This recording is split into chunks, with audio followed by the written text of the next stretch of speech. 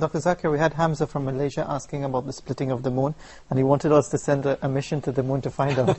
But how can we prove this? As far as we know that there are few hundred miracles which are Prophet in Muhammad Sallallahu Alaihi Wasallam, mentioned the Sahih Hadith, some in the Quran, and one mentioned the Quran, Qamar, the splitting of the moon. There have been researches done which do say that there are certain fissures in the moon which can be attributed to this miracle of the Prophet.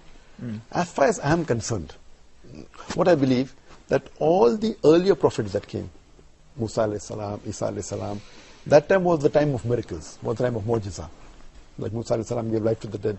I mean, Isa alayhi salam gave life to the dead. He healed those born blind and lepers. Musa alayhi salam threw the stick, a staff, it became a snake. So that time was the age of miracles. Today is not the age of miracles. Then came the age of literature and poetry. And Quran is the best Arabic literature on the face of the earth. Today is the age of science and technology. What I prefer, that all these miracles, though they are mentioned in the Sahih Hadith, a Muslim never boasts of it. We are aware of it, we agree with it. What we boast is the miracle of the miracle, the ultimate miracle, that is the Quran. Yeah. Because all the other miracles which were done by Musa alayhi salam, Isa alayhi salam, and the other prophets, you cannot go back in time to prove. They're buried with them. Yes, because Musa alayhi salam, he split the sea into two. But today we cannot go back in time to prove whether it happened or not. There can be signs, but we can't go back in time. Isa alayhi salam gave life to the dead. If I say that, give me proof, we can't go back 2000 years back and prove he gave life to the dead. Those were miracles that satisfied the people of that time, because those were messengers which were meant for those people only. But Prophet Muhammad Sallallahu Alaihi Wasallam, he was not a messenger only sent for people of that time. All the earlier messengers were sent only for those people and for that time. And the message was supposed to be followed in totality till a particular time period. But because Prophet Muhammad Sallallahu Alaihi Wasallam, he was not sent only for the Muslims or the Arabs, he was sent for the whole of humanity. And his message was not only meant at that time, it was meant to be followed till eternity. Therefore Allah subhanahu wa ta'ala gave him a miracle, the glorious Quran, which can be proved, which could be proved that time, can be proved today, and can be proved inshallah even in future. So I normally don't pay so much importance on this. Though I do agree in the miracles of the Prophet, but when I have tried to convince a non-Muslim, I don't use them. They may be as a last resort, or just as an ancillary thing. What is Quran? So I say, okay, let's analyze today, if we put the test of science to the Quran. If we put the test of science to all the religious scriptures, all the religious scriptures fail the test except the Quran. True. SubhanAllah. So with the help of the Quran, for example, Big Bang I spoke earlier. Who could have mentioned that? You know, what we discovered recently. Yes. What I tell to an atheist, whenever atheist comes and says, I don't believe in God, I congratulate him. People say, why am I congratulating an atheist? The reason I'm congratulating him is because most of the other human beings, they are doing blind belief.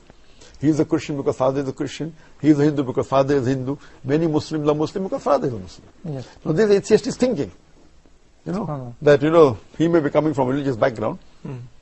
The reason I congratulate him, because he has said the first part of the Islamic Shahada, La ilaha, that there is no God. Yeah. The only thing I have to do is Allah. So it's a half congratulation. It is not a full one. Oh, yes, congratulations, because half my job is done.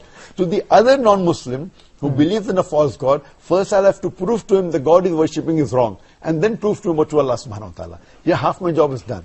So with the help of science, because today we believe that Quran is far superior to science, but because science is the yardstick of the unbeliever, the atheist, I'm using their yardstick and comparing with our yardstick, the Quran.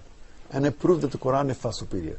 So with the help of the latest technology what science has developed, trying to say that Quran is already mentioned 14 years back, that gives more authenticity to the Quran and proves it is an infallible book and the word of Allah subhanahu wa ta'ala.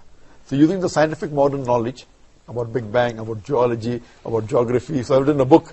Yes. And today, we know the Quran has more than 6,000 verses, Yes. out of which more than 1,000 speak about science. So Quran is not a book of science, S-C-I-E-N-C-E, but it's a book of signs, S-I-G-N-S. It's a book of ayats. True. And out of 6,000 signs, more than 1,000 speak about science. So SubhanAllah. this way, mashallah, if you hear my talk on Quran, modern science, Very interesting. we can prove to a non-Muslim existence of Allah subhanahu wa ta'ala, as well as Quran is the miracle of miracles. So what we boast is about Muhammad sallallahu alaihi wasallam. That is the reason Allah says in Surah Ankabut chapter 29, verse 48, that we made the last and final messenger an ummi, so that the blabbers of vanity will not take an excuse that he wrote the book. SubhanAllah.